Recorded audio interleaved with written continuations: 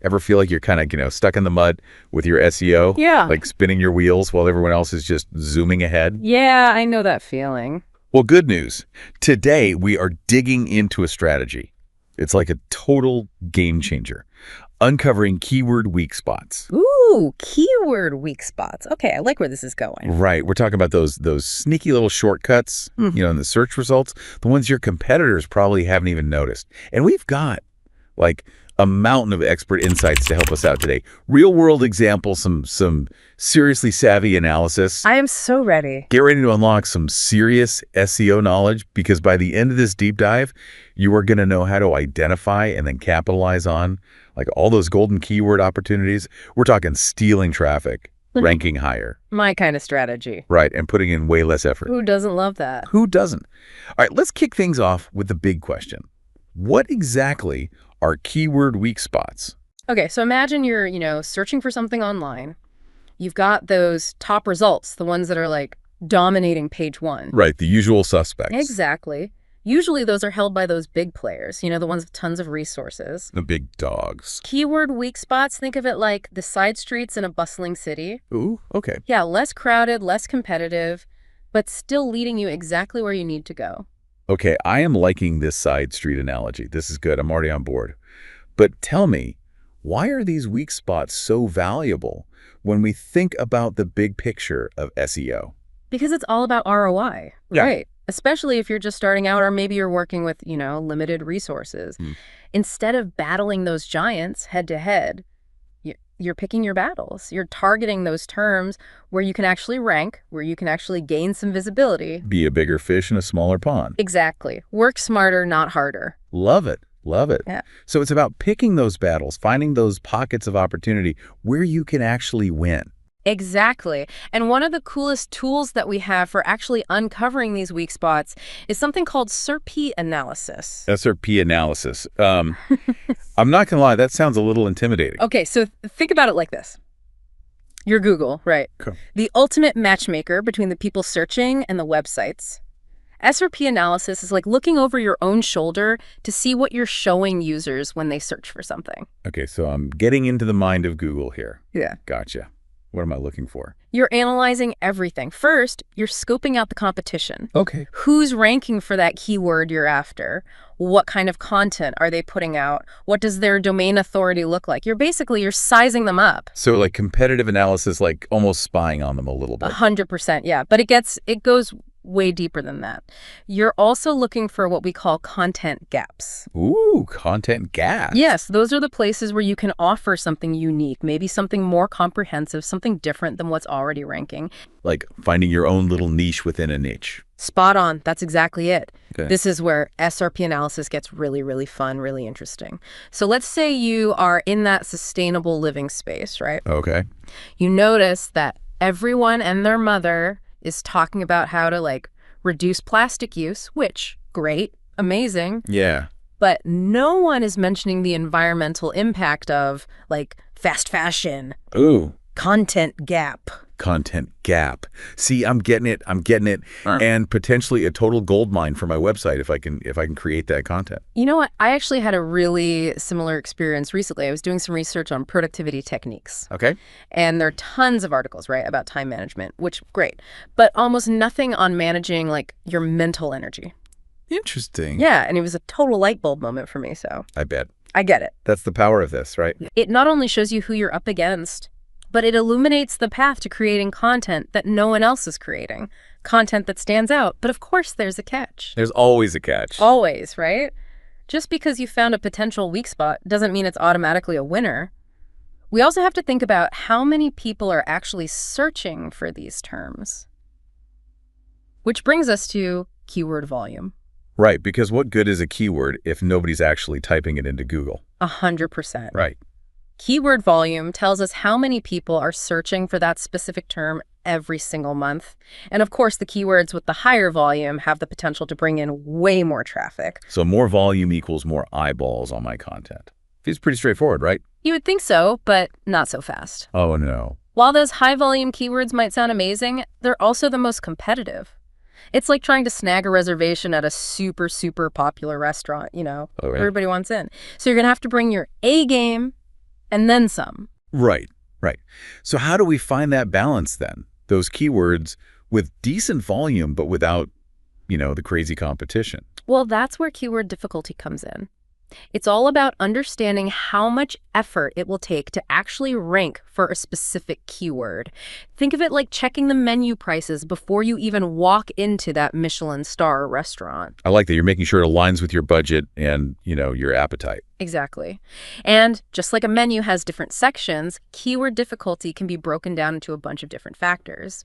And this is helpful because it kind of helps paint a picture of what we're actually dealing with. Okay, so let's dive into those factors then. What are we looking at when we're trying to understand keyword difficulty? So one of the biggest ones, domain authority. Okay. Or DA, Right. It's basically a website's credibility score in the eyes of Google. So the higher the DA, the tougher the competition. Yeah, for sure. Think about it like this. You're like a small bakery, right? And you're trying to get featured in a huge national food magazine. Okay. You've got the best pastries in the world, but you're going up against those huge brands, the ones that have been around forever, Yeah. It's not impossible, but you're going to have to put in some work to stand out. Makes sense. Yeah. So besides domain authority, what else should we be thinking about? Backlinks, backlinks, backlinks. Okay, huge. They're like votes of confidence from other websites. Right. And of course, the more high-quality backlinks a page has, the more Google trusts it. So I'm guessing a link from CNN is worth a little more than a shout out from my friend's blog. You already know, 100%, yeah. Okay, good to know. And speaking of quality, we got to talk about content. Right.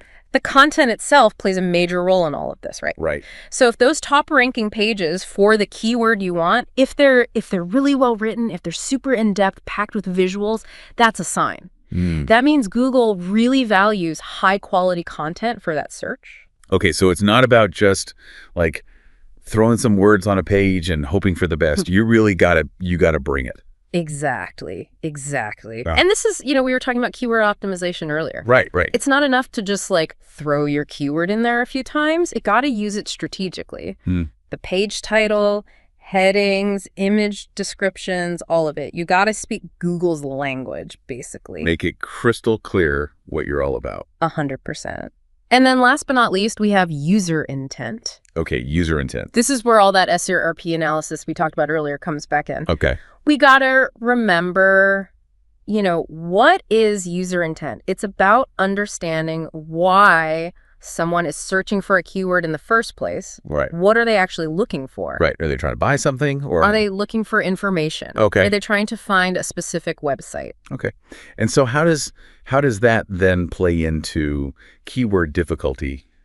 I'm trying to connect those. Okay. So let's say your target keyword is best running shoes. Okay.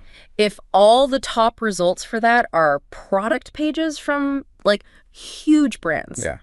That tells us searchers are ready to buy, right? Right. They're not messing around. They want to shop.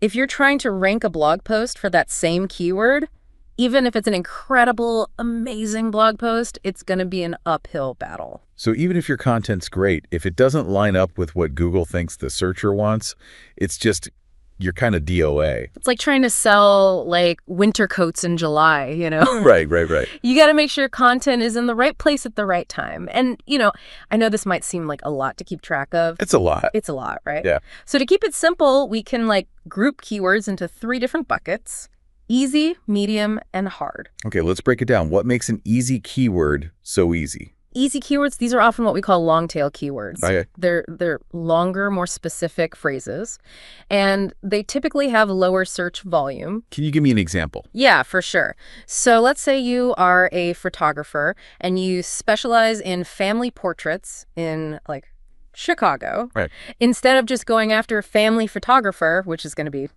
everyone and their mother, you might try best outdoor family photographer in Chicago. So you're getting super specific to try to attract that super specific audience. You got it. Another example of an easy keyword would be one that's super niche, a smaller audience. Okay. So, for example, if you sell vintage typewriter repair kits, it's not going to be a billion people searching for that. Right. But the competition is also going to be way, way lower. Makes sense. So maybe less traffic, but a higher chance of actually ranking. And you're attracting the right people, too. Right. What about medium difficulty keywords? Where do they fit in? Medium difficulty, these are going to be a little more competitive. You'll see websites with all different levels of authority ranking for these. Backlinks are still important, but you don't need to have like a zillion to compete. So a little bit more of a challenge, but still doable. Absolutely. And these keywords often have that nice balance of decent search volume and competition that's not impossible to deal with. Okay. And then we've got the hard keywords, the tough ones. Yeah, these are the big dogs. These are usually those broad, high volume keywords that, every SEO expert on the planet is going after. Right. We're talking like best headphones or weight loss tips. So to rank for those, you gotta bring it. Oh, for sure. Top-notch content, a backlink profile that doesn't quit, a website that's completely optimized, all of it. It's like the SEO Olympics. Yeah, pretty much. Huh. And even then, even if you do everything right, it can take months, even years to crack the top spots. Yeah. Because everybody wants them. Okay, so we've got our easy keywords, we've got our medium, we've got the SEO Olympics going on over here. Huh. How do we actually decide? How do we choose which ones to target? Well, it's all about strategy, right? So if you're just starting out, I always say stick with those easy long-tail keywords. Those are like the low-hanging fruit in the SEO world. You're going to start seeing some results, which is super motivating. And you're going to build up your domain authority, which means later on, you can go after those more competitive terms. So it's like I'm building a foundation before I, start adding floors to my SEO skyscraper. Exactly.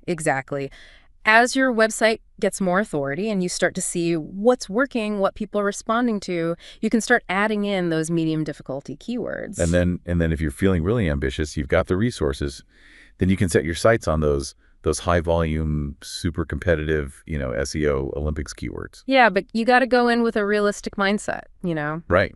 Ranking for those competitive terms, it's a marathon, not a sprint. Yeah. It takes time, it takes consistency, and it definitely takes understanding how Google thinks. So to wrap things up, it sounds like SEO success isn't about just finding any keyword.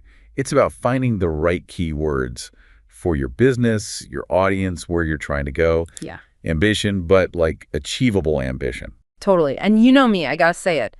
None of this even matters if you aren't creating awesome content. You got to create stuff that people actually want to read. It's like having a restaurant, right? It's in a great location. It looks beautiful, but the food is just, People might come once, but they're not coming back. 100%. Find that sweet spot.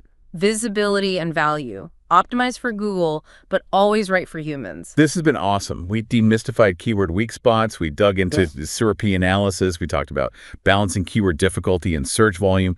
This is great. And the best part is we're just scratching the surface here. Right. SEO is always changing. So stay curious, keep experimenting, and never be afraid to try new stuff. Love it. Now, before we go, here's something to think about. Think about your own little corner of the internet, okay? Yeah. What are those potential weak spots? What kind of content can you create to stand out from all the noise? Remember, SEO rewards the people who put in the work, the ones who stay curious. So until next time, happy optimizing.